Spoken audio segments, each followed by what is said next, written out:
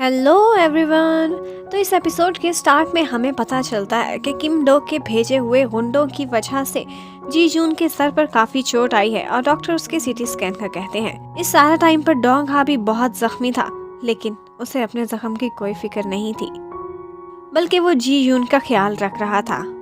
Doctor उसे dressing के लिए भेजती है। इतने में जी यून के कोलीग्स भी वहां पर पहुंच जाते हैं। वो देखते हैं कि जी यून के बेड पर शायद कोई डेड बॉडी पड़ी है। वो वहां बैठकर रोने लग जाते हैं कि ये क्या, कोई विच इतनी आसानी से कैसे मर सकती है। लेकिन वहां जी यून नहीं, बल्कि वो शमन लेटी हुई थी। वो शमन वहां इसलिए पहुंची थी क्योंकि डोंग हा के लगाए हुए लाइट बल्ब बिल्कुल भी फिक्स नहीं थे और वो उसके सर पे गिरकर फूट गए थे। वो वहां बैठकर उस पार्ट टाइमर को बहुत बद्दुआएं देती है। इतने में डॉक्टर भी ऊपर से आ जाती है और वो देखती है कि ये ऐसी पेशेंट है जो हमेशा किसी न किसी के बेड पर फुदकती रह जाती है। फिर उनको पता चलता है कि जी यून तो हॉस्पिटल में है ही नहीं, बल्कि वो तो कहीं भाग गई है। डोंग हा फौरन से उसके घर जाकर देखता है तो वहां पर वो वही पोलर बेयर वाली फोटो लिए बैठी रो रही होती है और वहां पर उसके हाथ पर कट भी आ जाता है टूटे हुए फ्रेम को उठाने से। डोंग हा उसके हाथ पर ड्रेसिंग करता है तो तब जी यून उसे कहती है कि तुम एक अच्छे असिस्टेंट हो, इतने भी बुरे नहीं जितना मैंने सोचा था। अब डोंग हा उसे अपने घर ले आया था और वो वहां पर बहुत मजे से सो गई थी और यहाँ पर उसके हाथ में वो फोटो देखकर डोंग हा को पता चल जाता है कि ये उसकी पुरानी वही फियांसी वाली यादें हैं। खुद तो अगले दिन सुबह सुबह ही डोंग हा उस ब्लैकमेलर और उस अटैकर की तलाश में चला जाता है। उसे कुछ क्लूज मिले थे। जबकि जी यून वो अपने घर में वापस पहुंच जाती है। उसकी फ्रेंड आकर सफाई करने की कोशिश करती है। वो कहती है कि कितना डेंजरस है, तुम यहाँ क्यों रह रही हो, तुम मेरे घर शिफ्ट हो जाओ। लेकिन जी यून नहीं जाना चाहती थी। पोलाइटली मना नहीं करती, बल्कि कहती है तुम्हारे घर में एक ही कमरा है, मैं क्या करूँगी आके। वैसे भी तुम और तुम्हारा हस्बैंड मेरे सामने ज्यादा ही लव बर्ड्स बनने की कोशिश करते हो।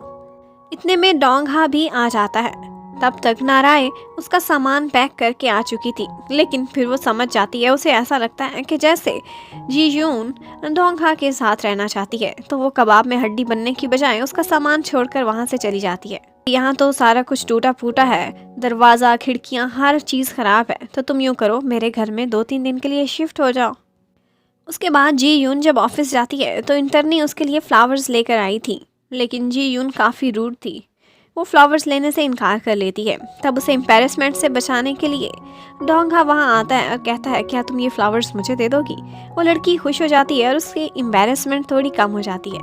और उसके बाद वो लोग जब एक डिस्कशन कर रहे होते हैं तो जी यून के कोलीग्स भी वहाँ पर आ जाते हैं और वो आपस में बेट लगाते हैं। कहते हैं कि अगर तुम किम डो को गलत साबित कर दो तो मैं एक फनी सा रिडिकुलस सा कॉस्ट्यूम पहनकर ऑफिस में आऊंगा, और लेकिन अगर तुम किम डो के खिलाफ अपने आर्टिकल को साबित ना कर पाई तो फिर तुम ऐसे ही एक बच्चों वाला ड्रेस पहनकर ऑफिस में आओगी। और ऑफ कोर्स वो ये बेट लगा लेती है।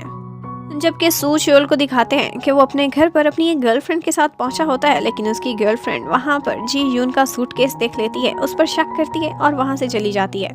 लेकिन सू च्योल काफी खुश होता है क्योंकि वो काफी अरसे से उस गर्लफ्रेंड से जान छुड़ाना चाहता था। वो डोंग हा से फोन करके पूछता है कि ये किसके कपड़े थे। वो बताता है कि जी यून के थे, तो वो सोचता है कि इन दोनों के बीच जरूर कुछ ना कुछ चल रहा है। उसके बाद हमें दिखाते हैं कि जी यून अपनी सारी टीम के साथ मिलकर कुछ प्लानिंग करती है और इस प्लानिंग में वो लोग सू च्योल को भी यूज करते हैं। किम डो का थोड़े ही अरसे बाद एक डोनेशन का फेस्टिवल था। वो किसी तरह से वहाँ के पास भी हासिल कर लेते हैं और उसका डीएनए सैंपल भी चुरा लेते हैं। लेकिन अब किस लैब में वो लोग चेक कराएंगे, इसके लिए उनको पता चलता है कि डोंग हा एक मेडिकल का स्टूडेंट रहा है, लेकिन फिर किसी वजह से उसने अपनी पढ़ाई छोड़ दी और पार्ट टाइमर बन गया। अब किम डो की छोटी सी बेटी को दिखाते हैं। वो कोरिया छोड़कर जा रही होती है। एंड टाइम पर जी यून को पता चल जाता है। वो रास्ते में उसे रोकती है और अपनी फ्रेंड को कहती है कि तुम मुझे एक दिन दे सकती हो, और उसकी एक दिन बाद की टिकट्स बुक करा देती है। वो कहती है कि मैं चाहती हूँ तुम ऐसे हालात से मत भागो, बल्कि किम डो की असली शक्ल देख कर जाओ। और उसके बाद वो लोग उस इवेंट के लिए जी यून को बहुत अच्छा सा ड्रेसअप कर देते हैं और डोंग हा खुद भी तैयार हो जाता है क्योंकि उसने भी एक मैजिशियन प्रिटेंड करना था।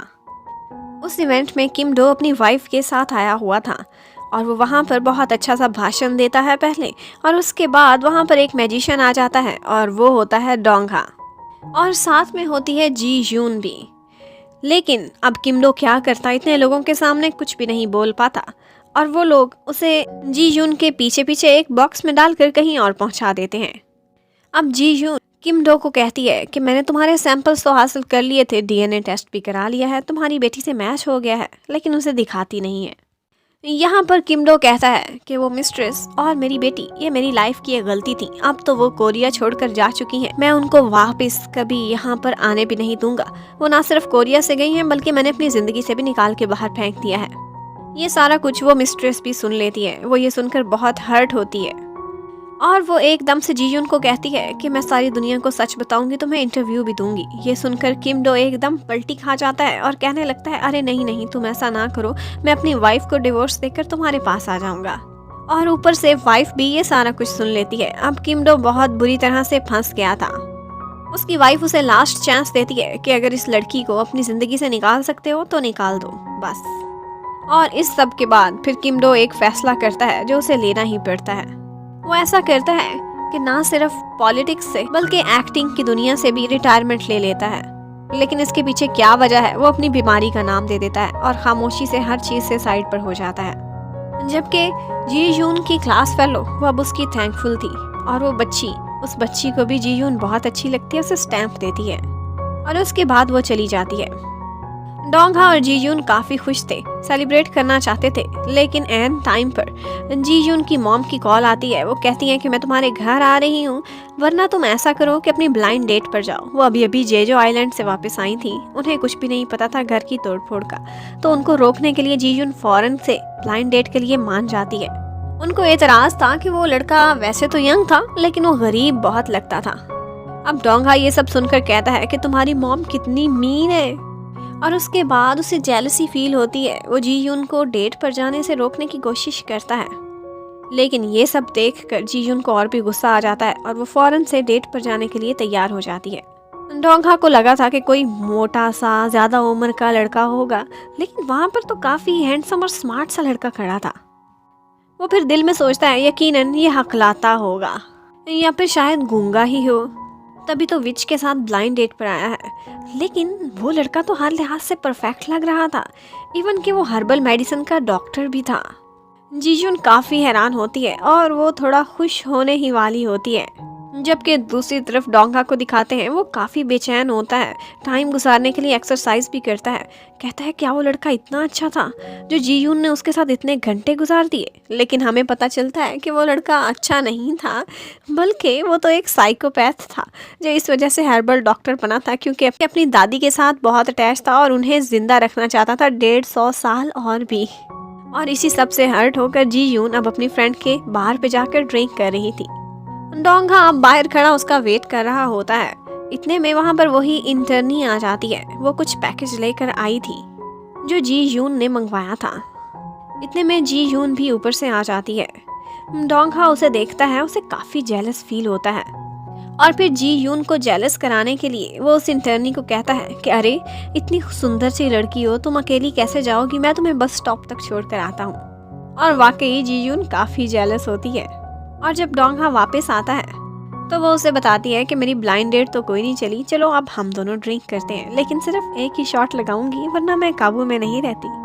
यहाँ पर हमें पता चलता है कि जी यून ने वो आर्टिकल आगे कैरी करने से अपना माइंड चेंज कर लिया था, सिर्फ और सिर्फ उस छोटी बच्ची की वजह से उसकी बहुत बदनामी होती। जी यून नाम की विच थी लेकिन दिल से एंजल थी। डोंगहा ने फील किया था कि जी यून को हील्स में चलने में काफी मुश्किल हो रही है, तो वो उसे अपने स्नीकर्स दे देता है कि ये पहनकर तुम ऊपर जाओ।